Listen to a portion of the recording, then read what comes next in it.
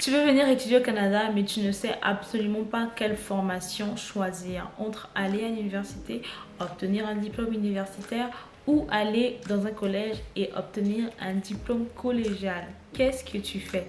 Tu es dans la bonne vidéo car aujourd'hui, dans cette vidéo, je vais te parler des avantages à aller dans une université ainsi que les inconvénients et les avantages à aller dans un collège ainsi que les inconvénients. Hello tout le monde, j'espère que vous allez bien. Moi c'est Jessica, bienvenue aux nouveaux et aux nouvelles. Sur cette chaîne on parle de confiance en soi et on se partage des astuces et des conseils pour impacter positivement notre environnement. Et depuis un moment je parle de ma vie au Canada étant une étudiante internationale.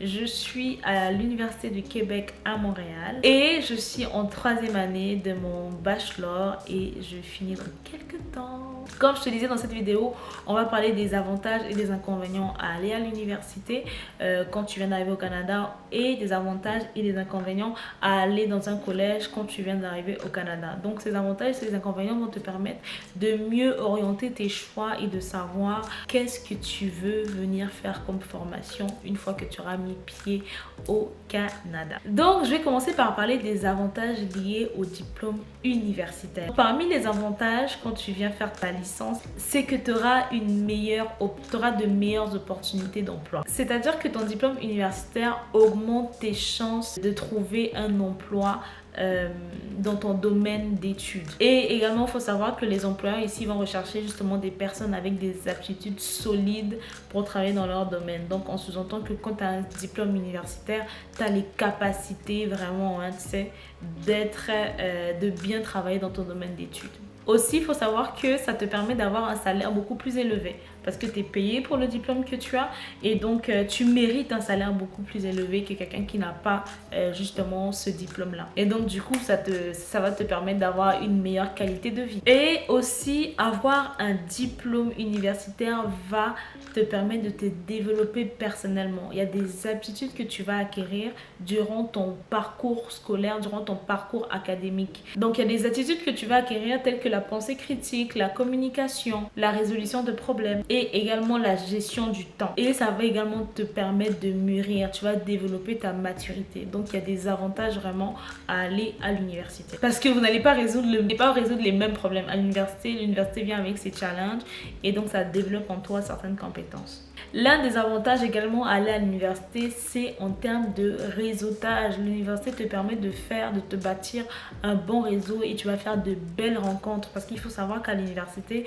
tu vas rencontrer plusieurs personnes, que ce soit même des chefs d'entreprise. Moi, j'étais surprise. Un jour, j'ai pris un cours de comptabilité et dans ma classe, il y avait des personnes qui étaient déjà des entrepreneurs, des personnes qui avaient déjà des grandes entreprises, des personnes qui étaient comptables dans de grandes institutions, etc. Donc en termes de réseautage, tu vas vraiment faire de belles connaissances à l'université. Voilà un peu les avantages que j'ai pu noter très rapidement. Maintenant, je vais te parler des inconvénients à venir directement à l'université en tant qu'étudiant étranger ou international. Donc l'un des inconvénients, bien évidemment, c'est le côté financier. C'est énormément coûteux quand tu viens directement en tant qu'étudiant international à l'université. Pourquoi? Parce que la session te revient très très cher et c'est pas évident. Donc si tu sais que financièrement c'est pas évident pour ton tuteur, il faut y penser pour ne pas venir te retrouver dans des situations où tu seras obligé peut-être de faire 2 jobs puis après commencer à payer tes études, etc.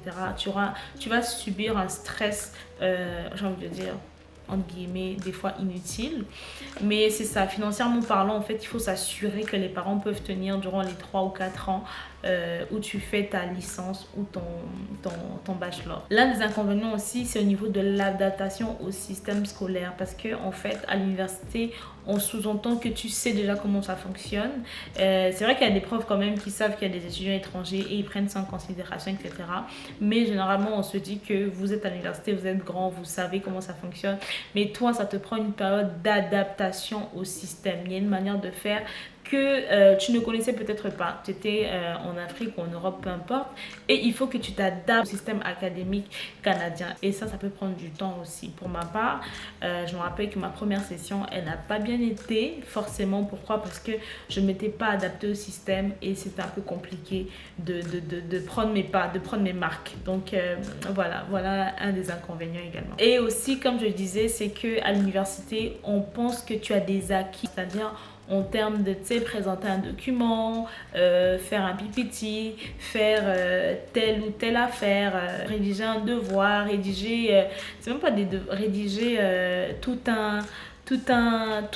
cas, on pense en fait que tu as des acquis, alors que des fois, quand tu viens direct, pour mon cas par exemple, quand tu viens directement d'Afrique, tu viens d'avoir ton baccalauréat, il y a des choses que tu n'as pas. Tu vois, il y a des aptitudes que tu n'as pas pour des fois faire un devoir de comme eux ils le veulent ou comme eux ils le souhaitent. Il faut que tu apprennes. Dans la vidéo où je te parle des 5 étapes à suivre pour réussir sa première année d'études au Canada, je te parle justement du fait d'être ouvert d'esprit, et cela va te permettre de côtoyer les gens et de mieux comprendre le nouveau système académique dans lequel tu es. Donc je t'invite vraiment à regarder cette vidéo. Tu pourras prendre les conseils qui te feront gagner en temps. Donc maintenant qu'on a parlé de l'université, je vais te parler du cégep. On va parler des avantages puis de ses inconvénients. En ce qui concerne les cégeps, en termes d'avantages, il faut savoir que le cégep offre des formations spécialisées. Ça veut dire que tu prends vraiment le temps d'être spécialisé de manière courte et précise dans le domaine dans lequel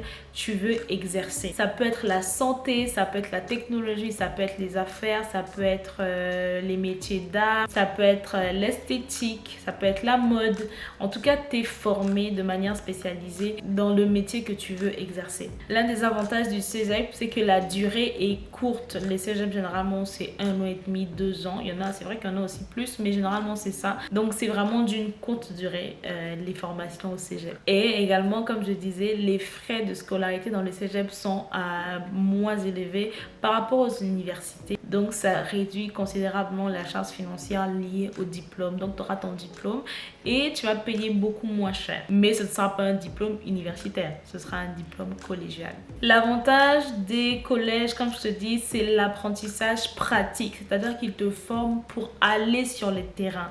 Donc, c'est vraiment du pratico-pratique. C'est pas que de la théorie, mais c'est que ce que tu apprends là, c'est ce que tu mets sur les terrains. Fait que c'est vraiment aussi avantageux pour ceux qui veulent travailler rapidement et directement. Et aussi, ce que je peux dire, c'est que pendant que tu fais ta formation au collège, ça te permet de te découvrir, savoir est-ce que tu veux vraiment continuer dans ce domaine-là, est-ce que tu veux changer à l'université. C'est comme une étape un tout petit peu préparatoire, c'est pour ça qu'on appelle ça des formations pré-universitaires qui vont te permettre de mieux te diriger à l'université. Donc c'est aussi l'un des avantages. Et l'un des avantages aussi, c'est qu'il faut savoir que le collège, c'est pas le terminus, hein. Après, ça dépend de tes objectifs, mais c'est pas le terminus. Pour ceux qui veulent aller plus loin après le collège, vous pouvez aller à l'université pour poursuivre vos études. Et comme je disais, ça vous permet déjà de mieux vous orienter. Donc ça vous permet de poursuivre vos études supérieures et donc de vous perfectionner dans votre domaine. Donc vous savez déjà ce que vous faites sur le territoire parce que vous l'exercez. Quand vous allez à l'université, c'est vraiment pour perfectionner ou encore pour vous améliorer, pour apprendre de nouvelles connaissances par rapport à ce que vous faites déjà. Un petit dernier avantage que j'aimerais quand même rajouter, c'est que à la fin de ton parcours collégial, après je pense que ça dépend des formations, il faut vraiment se renseigner par rapport à ça, mais à la fin de ton parcours collégial, tu as la possibilité de faire ta demande de résidence permanente. Donc ça veut dire que généralement 1 an et demi, 2 ans et demi à peu près, tu peux avoir ta résidence permanente et éventuellement aller à l'université, et ça te revient, les coûts à l'université te reviennent beaucoup moins cher qu'un étudiant international. Donc ça, c'est un avantage, mais encore je précise que ce n'est pas toutes les formations qui amènent directement à la résidence. Donc il faut bien se renseigner par rapport à ça si votre formation collégiale vous permet de faire une demande de résidence permanente après. Donc c'est important de se renseigner par rapport à ça. Donc on va passer aux inconvénients du cégep. Parmi les inconvénients du cégep, il faut savoir que tu auras l'impression de régresser et non pas d'avancer. Pourquoi? Parce que quand tu viens, généralement tu te dis ok, université, après je fais mon master, puis après je fais mon doctorat si nécessaire ou si tu veux. Mais là, tu auras l'impression vraiment de régresser. Tu viens d'obtenir ton bac, tu dois encore faire 2 ans d'études collégiales, puis après aller à l'université. C'est comme...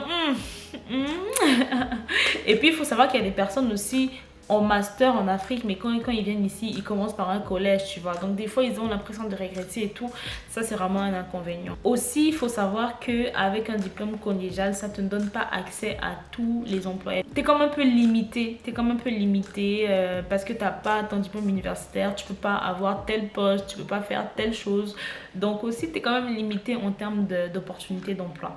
Donc si tu veux vraiment exceller, il vaut mieux prendre un diplôme universitaire, ça t'ouvrira les portes en termes d'emploi. Et aussi, il faut noter que le réseautage est totalement différent. À l'université, tu as des offres de réseautage beaucoup plus conséquentes, beaucoup plus meilleures en fait qu'au collège. Il faut savoir que dans les universités, il y a vraiment des temps où c'est des temps employeurs et étudiants. Donc c'est beaucoup plus...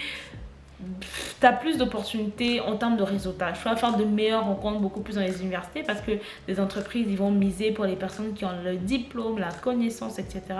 que par exemple quelqu'un qui est au collège, quoi, tu vois. Et justement, comme je te parlais des inconvénients, il y a également le fait qu'en termes de salaire, avec un collège, c'est beaucoup plus bas. Donc quelqu'un qui a un diplôme universitaire, il sera mieux payé que toi qui as un diplôme collégial. Donc c'est sûr que si tu veux atteindre la stabilité financière rapidement, entre guillemets, ben, c'est préférable de passer par l'université qui va te donner cette opportunité-là. Mais avec le collège, tu vas beaucoup plus... la stabilité financière sera un peu lente à venir. Donc voilà un peu ce que je peux te dire sur les collèges et les universités. Donc vraiment prends le temps de bien réfléchir avant de faire ton choix. Et n'hésite surtout pas à poser des questions aux personnes qui peuvent t'apporter les bonnes réponses. N'hésite pas de bien t'informer avant de faire ton choix. C'est tellement important, c'est un choix crucial. Mais encore une fois, essaie de peser le pour et le contre dans chaque... Essaye de peser le pour et le contre dans chaque domaine, puis ça te fera gagner en temps. Ce qu'il faut savoir, c'est que le parcours de chacun est différent, mais je crois que peu importe ce que tu choisiras, si c'est ce qui t'était destiné, forcément tu vas exceller dans ce que tu vas faire, même quand il y aura des difficultés. Pas parce qu'il y a des difficultés que ce n'est pas ta voie, mais que tu vas exceller dans ce que tu vas faire. Donc je te laisse, fais le bon choix, n'hésite pas à m'écrire. Prends soin de toi et on se dit à très bientôt pour la prochaine vidéo que tu trouveras juste ici. Bye bye.